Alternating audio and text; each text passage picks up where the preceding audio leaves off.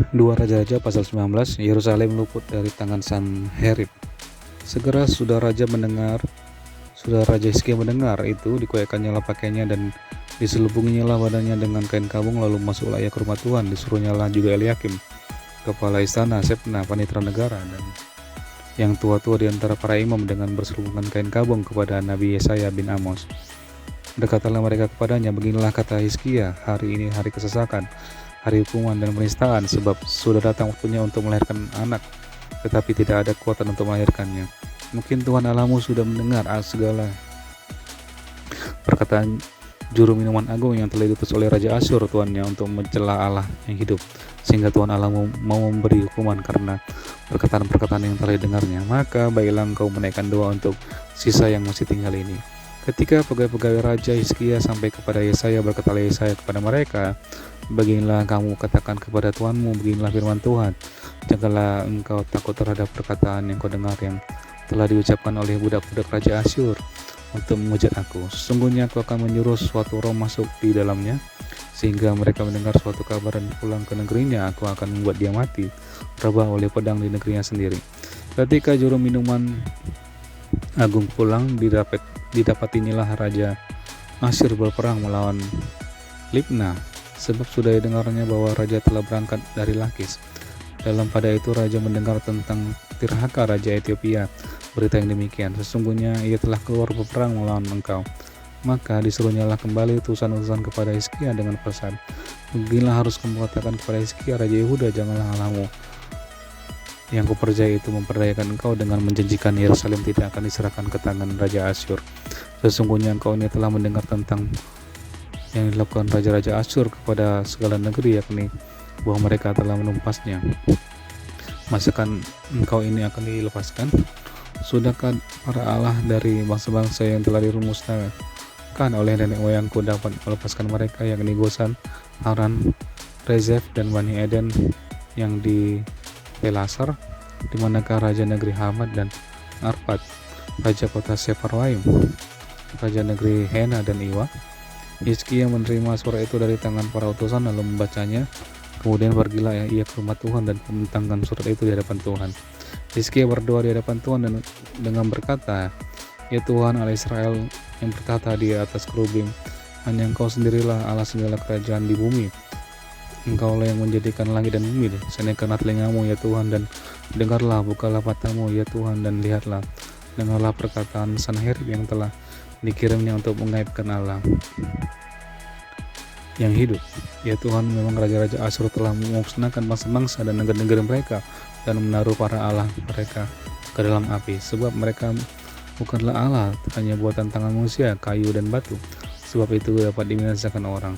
Maka sekarang ya Tuhan Allah, kami selamatkanlah kiranya kami dari tangannya, supaya segala kerajaan di bumi mengetahui bahwa hanya Engkau sendirilah Allah, ya Tuhan. Lalu Yesaya bin Amos menyuruh orang kepada Hizkia mengatakan, beginilah firman Tuhan Allah Israel, apa yang telah kau doakan kepada aku mengenai Sanherib raja Asyur telah kudengar.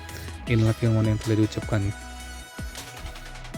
Tuhan mengenai dia, anak darah, yaitu putri Sion telah menghina engkau, telah mengolokkan engkau, dan putri Yerusalem telah geleng-geleng kepala di belakangmu. Siapakah yang engkau cela dan engkau hujat? Terhadap siapakah engkau menyaringkan suaramu dan memandang dengan sombong? Terhadap yang Maha Kudus Allah Israel. Dengan perantaran utusan-utusanmu engkau telah mencela Tuhan, dan engkau telah berkata, dengan banyaknya keretaku aku naik ke tempat-tempat tinggi di pegunungan, ke tempat yang paling jauh di gunung Libanon. Aku telah menebang pohon-pohon arasnya yang tinggi besar, pohon-pohon sanobarnya yang terpilih. Aku telah masuk ke tempat permalaman yang paling ujung, ke hutan pohon-pohonan yang lebat. Aku ini telah menggali air dan telah minum air asing, dan aku telah mengeringkan dengan telapak kakiku segala sungai di Mesir. Bukankah telah kau dengar bahwa aku telah menentukannya dari jauh hari dan telah merancangnya pada zaman purbakala? Sekarang aku mewujudkannya, bahwa engkau membuat sunyi senyap kota-kota yang berkubu menjadi timbunan batu. Sedang penduduknya yang tak berdaya menjadi terkejut dan malu. Mereka menjadi seperti tumbuh-tumbuhan di padang dan seperti tumput hijau, seperti rumput di atas soto atau gandum yang layu sebelum ia masak.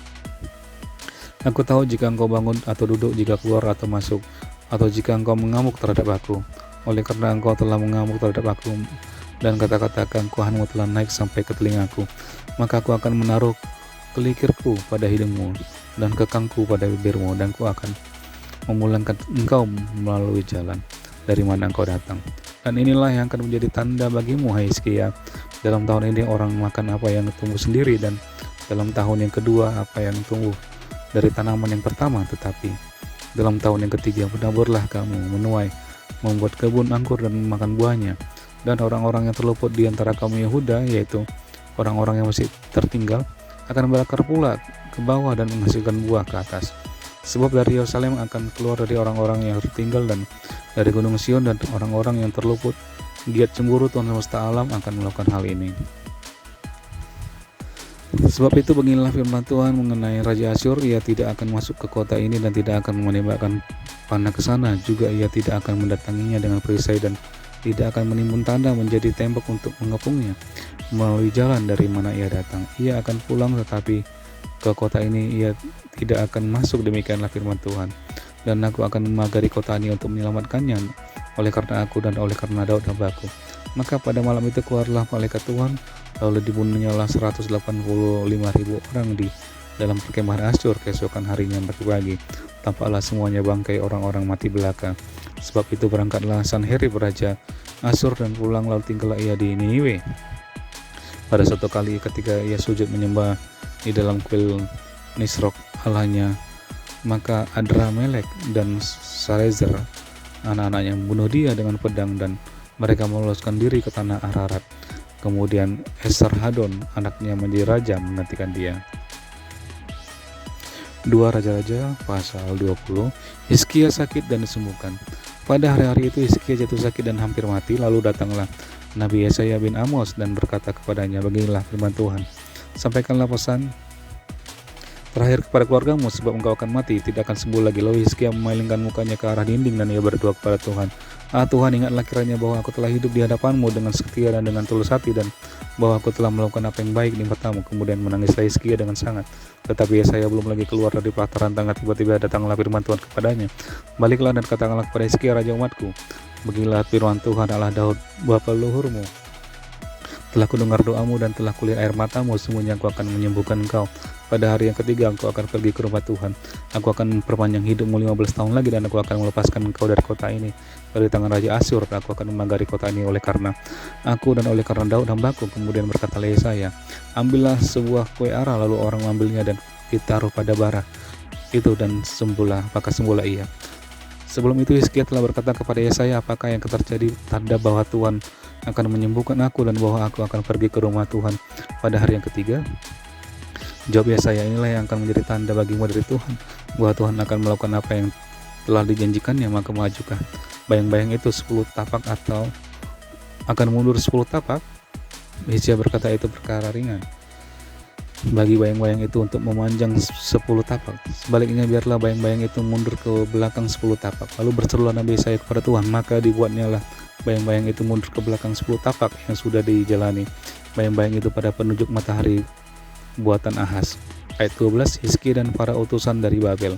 Pada waktu itu Merodak Baladan bin Baladan raja Babel menyuruh orang membawa surat dan pemberian kepada Hizkia, sebab telah didengarnya bahwa Hizkia sakit tadinya. Hizkia bersuka-cita atas kedatangan mereka, lalu diperlihatkannya lah kepada mereka segenap gedung harta bendanya, emas, perak, dan rempah-rempah dan minyak yang berharga di gedung persenjataannya, dan segala yang terdapat dalam perbendaharaannya. Tidak ada barang yang tidak diperlihatkan Hizkia kepada mereka di istananya dan seluruh daerah kuasanya. Kemudian datanglah Nabi Yesaya kepada Raja Hizkia dan bertanya kepadanya, apakah yang telah dikatakan orang-orang ini dan dari manakah mereka datang? Jawab Hizkia, mereka datang dari negeri jauh, dari Babel.